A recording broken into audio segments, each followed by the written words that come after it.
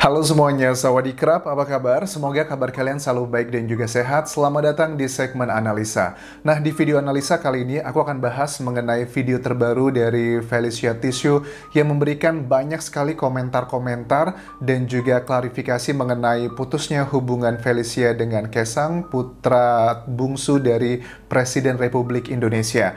Ada banyak sekali sudut pandang yang kita bisa bahas di sini dan kemarin aku sudah membahas mengenai kenapa Felicia begitu banyak mengaitkan putusnya ini dengan Pak Jokowi. Itu sudah ada di video sebelumnya, tapi di video kali ini ada beberapa hal yang akan aku bahas dan juga analisa. Pertama, mengenai tekanan batin yang aku lihat dari bahasa tubuh Felicia Tissue. Walaupun kita lihat pada saat Felicia ini menyatakan keterangan dan juga pengungkapan tentang kasusnya ini dengan si Kaesang, itu memang sudah terskripted dengan sangat baik ya. Itu sudah ditulis. Well, it's okay, fine gitu, karena mungkin kalau menyampaikan hal ini yang sangat emosional, takutnya malah tidak tersampaikan apa yang seharusnya disampaikan, dan bagi aku itu nggak masalah. Tekanan batinnya terlihat banget di sini. Ada beberapa kata-kata yang menurut aku juga harus kita bahas di sini agar bisa cover both sides ya, dari kemarin dan juga hari ini. Terus ada salah satu komentar dari Kaesang dan juga Felicia yang mereka ini memiliki perbedaan sudut pandang. Ada juga aku bahas di sini, dan juga aku bahas mengenai reaksi dari kakak Kaesang, Gibran, setelah video dari Felicia ini viral, dibahas di berbagai macam media nasional Indonesia. Itu pastikan sudah sampailah ke telinga dari keluarga besar Kaesang sendiri bagaimana reaksi dari si Gibran. Oke, sekarang kita akan coba lihat dulu ada beberapa hal yang menurut aku ada perbedaan.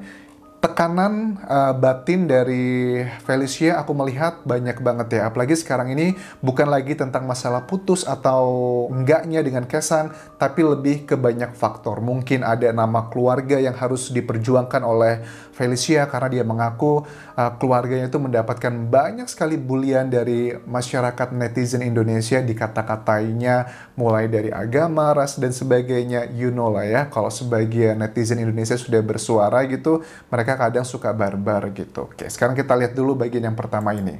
Akhirnya, badai tidak bisa lagi terbendung.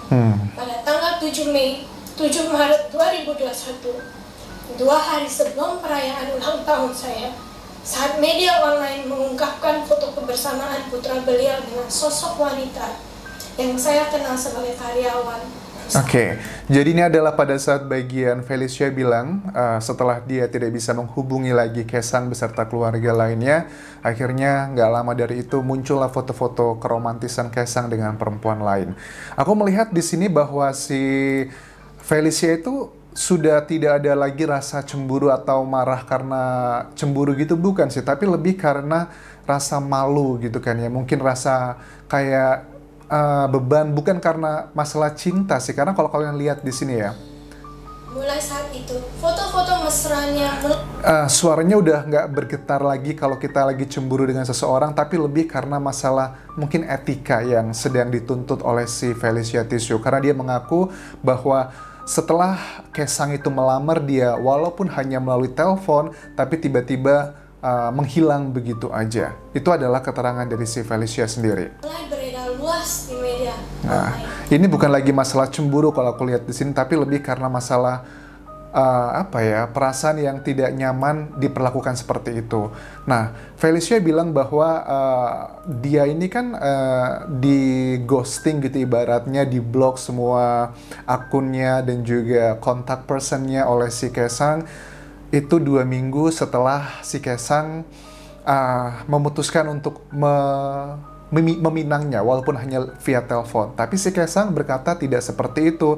Dia nggak begitu aja menghilang kok, tapi si Kaesang bilang katanya sudah nelpon, sudah bilang baik-baik ingin mengakhiri hubungan ini. Ini yang dikatakan Kaesang. Jadi gini mas, aku sebenarnya itu sudah ngomong untuk mengakhiri hubungan ini di pertengahan bulan Januari.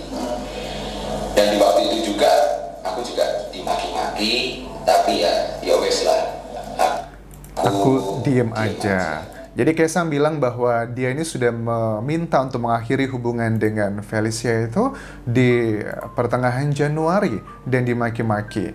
Well, kalau si Felicia bilang bahwa dia mulai melihat foto-foto keromantisan dia Kaisang dengan perempuan lain tuh 2 hari sebelum ulang tahunnya, yang notabene di Maret kalau nggak salah tadi.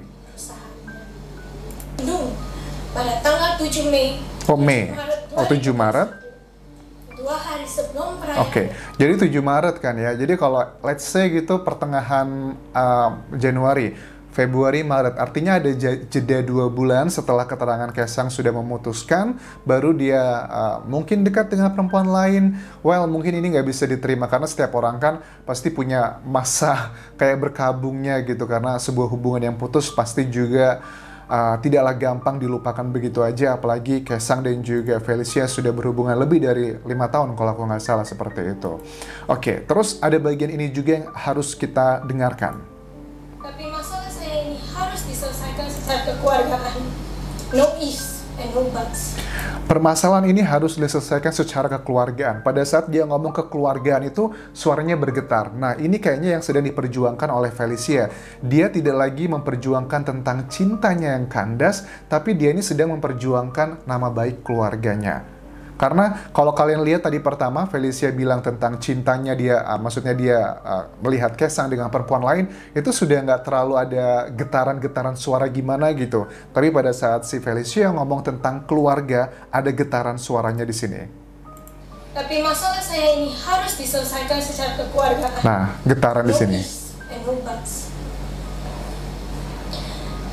Pada akhir Desember 2000. Jadi yang diinginkan dari si Felicia ini memang sudah jelas, sangat tersirat banget bahwa dia ingin bahwa Kaisang beserta keluarganya itu untuk bertemu secara langsung. Dan memang buat orang Indonesia sebagian ada yang pro, ada yang kontra, ada yang bilang, come on, ini kan baru pacaran gitu, masa pacaran putus udah kayak orang nikah gitu. Kalau mungkin kalau pasangan suami istri putus gitu kan ya, mungkin istri dikembalikan ke orang tuanya kembali, mungkin adalah unggah-ungguhnya orang Jawa beserta keluarga untuk menghantarkannya kembali gitu. Tapi mungkin ada juga yang berpendapat nggak seperti itu dong, kan mereka sudah keluarga dekat, maksudnya sudah sering berinteraksi bersama, sudah berkumpul sering, gathering bareng-bareng keluarga, dan sudah cukup lama, 5 tahun pun punya hubungan yang baik.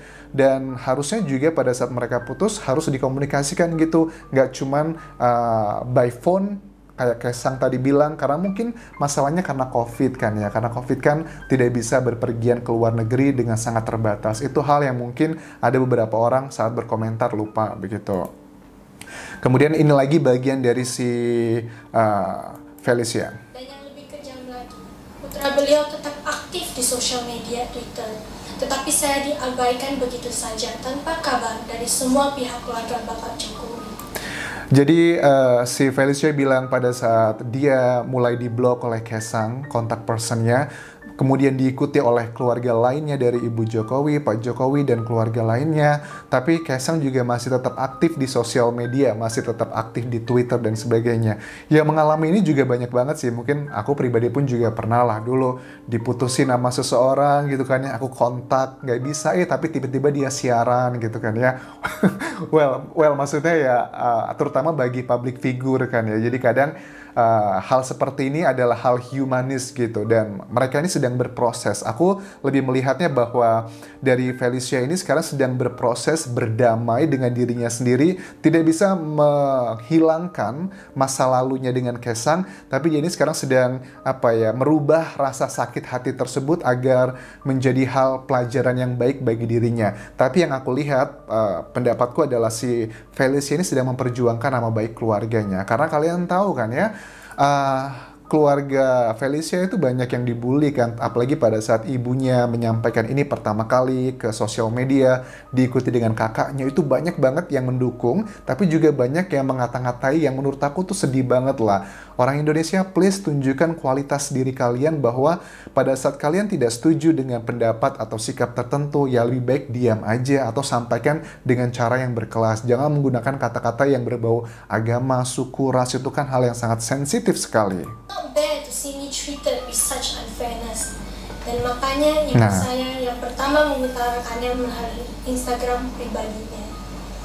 Niatnya bukan untuk memperkeruh, tetapi karena tidak ada jalan lain lagi.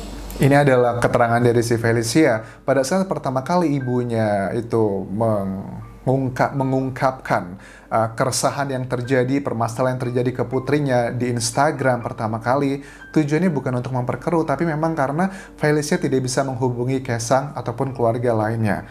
Oke, ya ini mungkin ada perbedaan pendapat ya. Kaesang udah bilang tadi klarifikasi bahwa enggak kok, aku nggak memutuskan begitu aja, aku nggak meninggalkan begitu aja, tapi sudah aku telepon, aku memberitahu baik-baik bahwa aku ingin mengakhiri hubungan ini. So, that's dari Kaesang. Tapi kalau dari si Felicia menyiratkan bahwa dia bilang nggak ada kok, setelah Kaesang itu melamar melalui telepon, 2 minggu kemudian dia menghilang dan memblok semua sosial media ataupun juga kontak personalnya.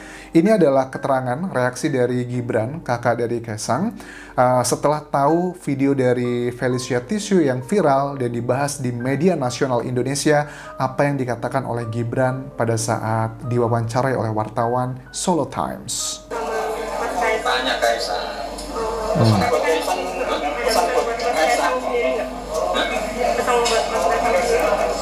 Tentang dirampung kayak gitu. Yang dibutuhkan oleh Bapak kan. Ya diselesaikan Kaesang. Oke. Ndang dirampung ke, artinya buruan segera diselesaikan. Terus bilangnya tanya aja sama Kaesang pada saat ditanya tentang untuk respon dari Felicia Tisu, dan terakhir ditanya tentang pada saat orang tuanya Pak Jokowi dan Ibu juga dilibatkan dan sempat disindir lah dalam tanda kutip oleh Felicia begitu, dan Felicia dan si Gibran bilang ya tanya sama Kaesang aja. Aku melihat di sini ada sisi yang menurut aku juga mungkin orang, karena Felicia berbeda budaya dengan Indonesia, tapi nggak terlalu jauh lah ya. Kita masih sama-sama orang ASEAN lagi gitu, nggak terlalu jauh gitu. Tapi aku melihat bahwa diamnya dari keluarga Pak Jokowi ini memang mereka tuh melihat bahwa ini bukanlah urusan mereka gitu. Maksudnya dalam tanda kutip bukan urusan mereka, ini kan urusan personal, dua individu antara si Felicia dan juga Kaesang. Kalau orang tua atau kakak atau saudara lainnya ikut campur, justru malah nanti mereka takutnya salah ngomong dan malah takutnya membuat suasana semakin buruk gitu. Jadi ini sih semuanya harusnya adalah bersumber dari Kaesangnya, bukan dari kakaknya atau dari ibu atau dari ayahnya. Makanya kemarin aku sempat bilang bahwa aku paham banget apa yang dirasakan oleh si Felicia, karena memang dia adalah yang terpuruk dan sekarang dia sedang berjuang untuk, mungkin ini sepertinya kayak lagi proses berdamai dan ingin mengembalikan nama baik keluarga mereka begitu. Bukan lagi berjuang tentang cintanya, tapi lebih ke nama baik dari keluarga Felicia Tisu sendiri. Dan ini semua memang harus tertumpu berdasarkan dari si Kaesangnya sendiri, bukan dari orang-orang di sekitarnya. Dan aku melihat Pak Jokowi dan keluarga inti itu memang sangat suportif ya, walaupun diomongin ini itu diem aja. Bagi aku tuh sebuah respon yang luar biasa loh, karena nggak semua orang ya dengan mendapatkan atensi dari media massa, ada yang menghina, ada yang memuji, tapi orang yang diomongin itu cuma diem aja. Itu menurut aku boleh dibilang adalah diam yang emas. Kalau yang ini aku harus mengatakan seperti itu, karena memang mungkin diamnya dari keluarga Pak Jokowi ini sedang pilihan yang paling terberat yang harus dilakukan walaupun dihina oleh sebagian orang. Tapi sebenarnya kalau aku lihat diamnya ini, ya bingung lah. Kalau ngomong nanti takutnya membela Kaesang, takutnya juga menyakiti si Felicia, jadi lebih baik diam. Dan ada satu lagi poin yang menurut aku juga faktor penting, karena mungkin sedang kondisi pandemi COVID-19. Aku yakin Kaesang mungkin agak sulit untuk ketemu langsung ke Singapura, begitupun juga dari keluarga Singapura ke Jakarta pasti akan ada banyak kendala. So, the last word untuk si Felicia, aku prihatin dengan apa yang dialami Felicia. Aku berharap bahwa ini semua adalah proses pendamaian diri Felicia, dan aku berharap ini tidak berujung depresi, karena aku melihat Felicia sangat tertekan di sini, dan yang sedang dia perjuangkan sekarang ini bukan lagi tentang cintanya ke Kaesang, tapi lebih ke nama baik orang-orang yang dia cintai. Yang pertama adalah ibunya dan juga dari kakaknya Felicia yang sudah speak up membela dia pada saat beberapa waktu yang lalu, dan itu pun juga menimbulkan pro dan kontra. Ada yang suka, ada yang tidak suka. So that's it. Tapi terlepas dari itu semuanya, aku juga berharap untuk netizen Indonesia, please jaga komentar kalian.